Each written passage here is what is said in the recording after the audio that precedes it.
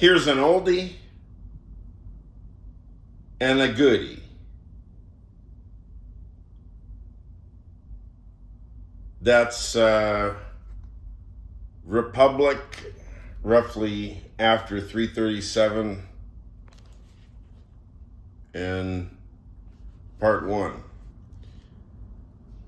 This is Socrates and Thrasymachus.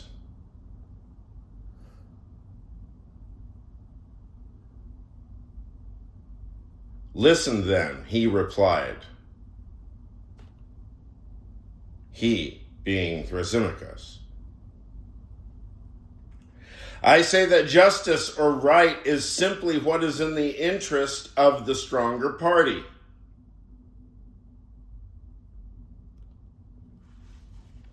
Now, whereas your praise, I can see you're going to refuse it. That's contextual comment.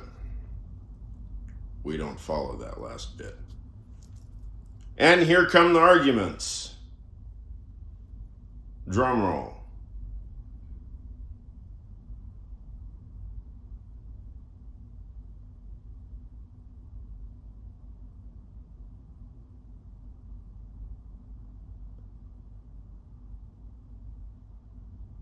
So he says, where is your praise? I can see you're going to refuse it.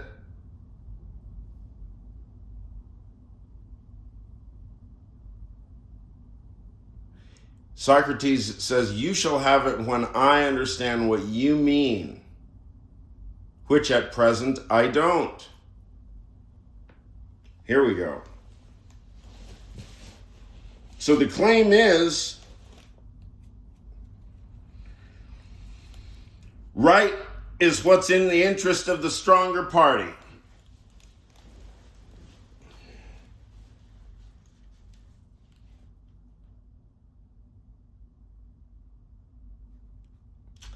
And Socrates is going to make heavy weather. How's he going to do it? He says, what do you mean?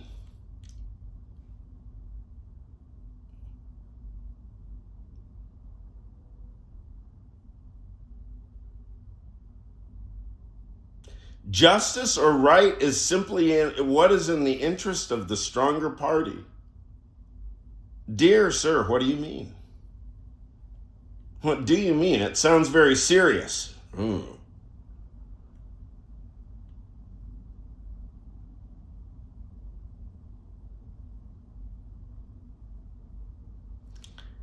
You say that what is in the interest of the stronger party is right.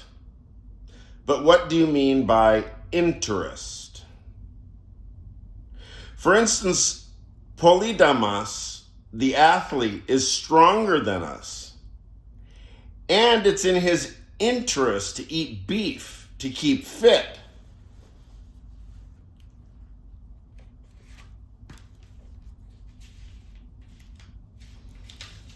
We are weaker than him.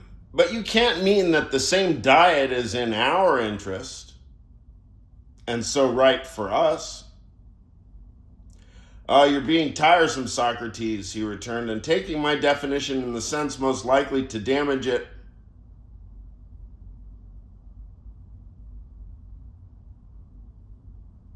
That's an interesting comment.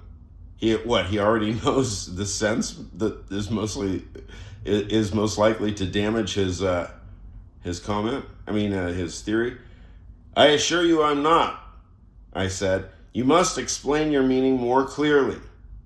Well then, you know that some of our city-states are tyrannies, some democracies, some aristocracies. True enough. And that in each city power is in the hands of the ruling class. Yes. Each type of government enacts laws that are in its own interest. A democracy, democratic laws, a tyranny, tyrannical ones, and so on. And in enacting these laws, they make it quite plain that what is right for their subjects is what is in the interest of themselves, the rulers, and if anyone deviates from this, he is punished as a lawbreaker and a wrongdoer. That is what I mean when I say the right that right is the same thing in all states, namely the interest of the established government. And government is the strongest element in each state. And so if we argue correctly, we see that right is always the same, the interest of the stronger party.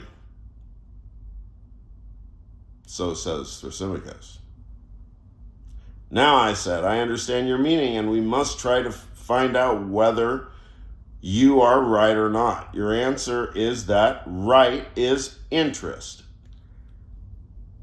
Though incidentally, this is an answer which you forbade me to give.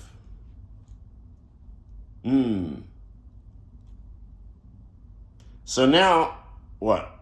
Thrasymachus, his own terminology is sliding around. And Socrates is pointing it. Says, look, you at first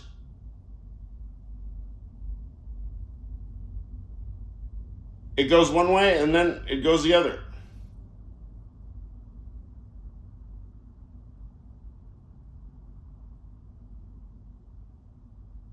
But you add the qualification of the stronger party.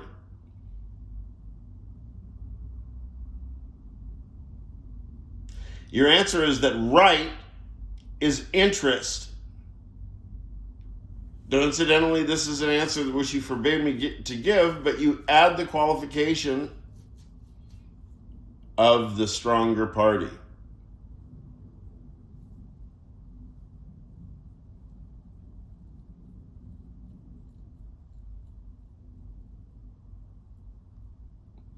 An insignificant qualification, I suppose you will say.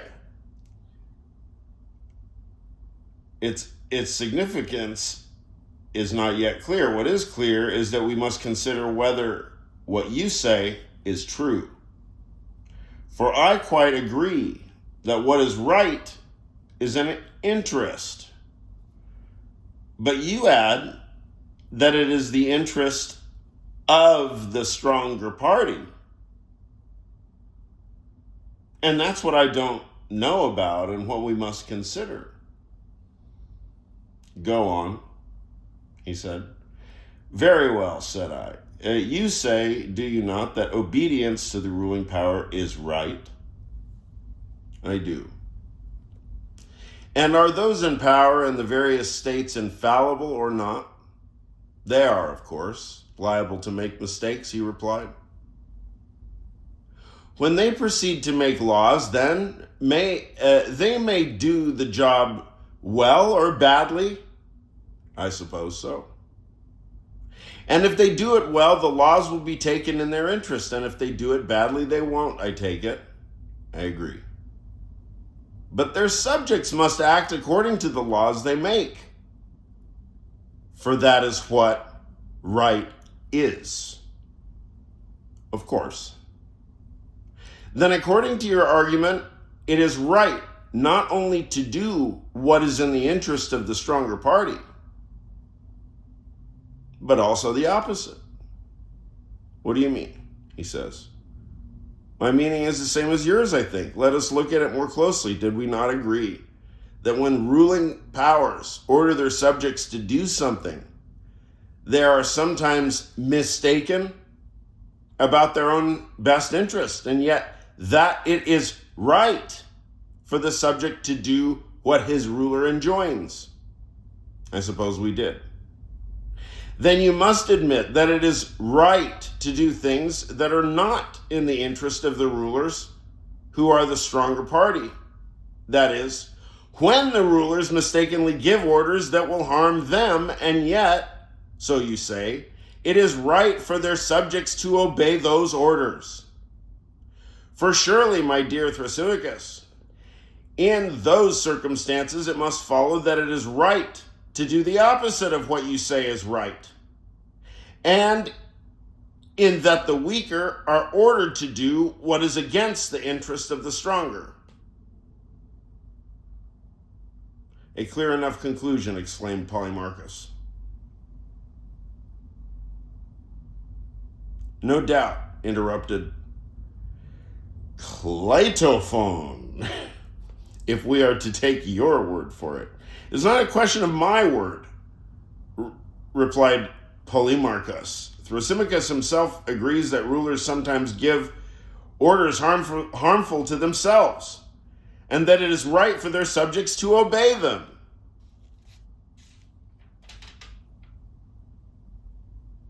What are the orders being given anyway? Do we know what the orders are being given?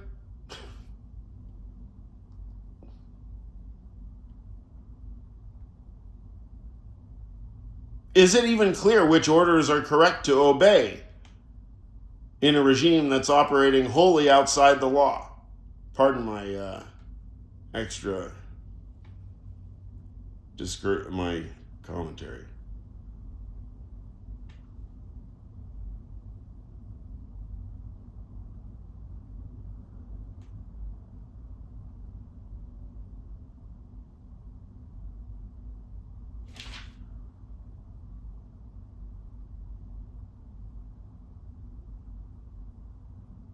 Yes, because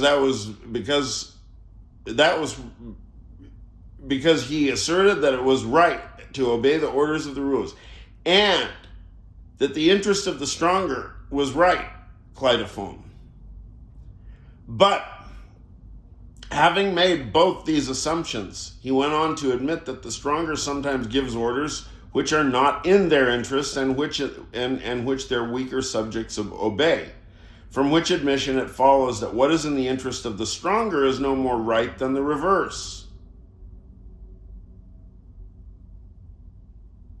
But, objected Cleitophon, what Thrasymachus meant by the interest of the stronger was that the stronger thinks to be in his interest. This is what the subject must do, and this was the position Thrasymachus took up about what is right. Well, it was not what he said, replied Polemarchus. It does not matter, Polemarchus said. It does not matter, Polemarchus, I said. If this is Thrasymachus' meaning, let us accept it. Tell me, Thrasymachus, was this how you meant to define what is right? That it is that which seems to the stronger to be his interest, whether it really is or not? Is this how we are to take what you said? Certainly not, he replied. Do you think that I call someone who is making a mistake stronger just when he is making his mistake?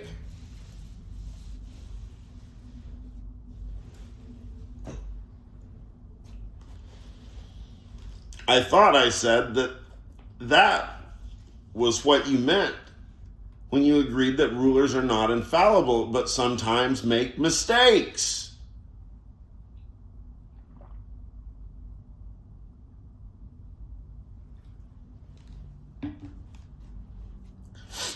That's because you're so malicious in argument, Socrates.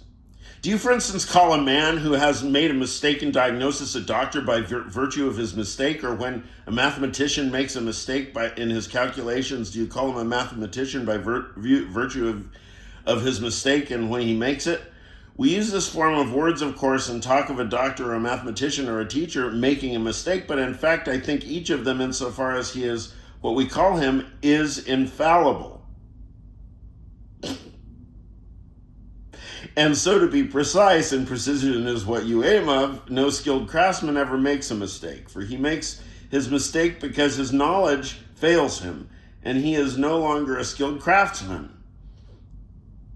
So no craftsman or scientist ever makes a mistake, nor does a ruler so long as he is a ruler.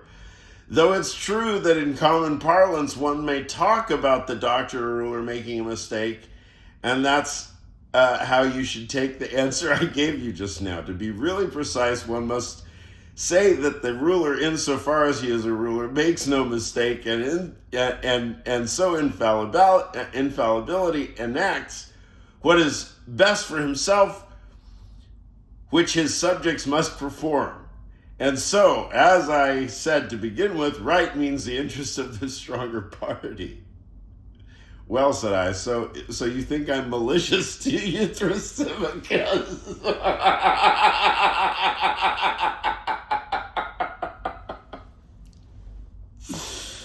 Oh, fucking hell. Come on.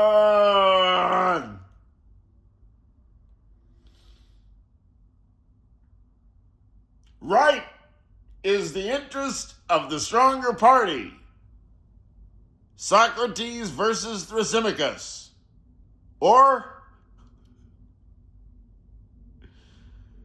are we Americans? Are we not men? We are Devo. Akron, Ohio, represent.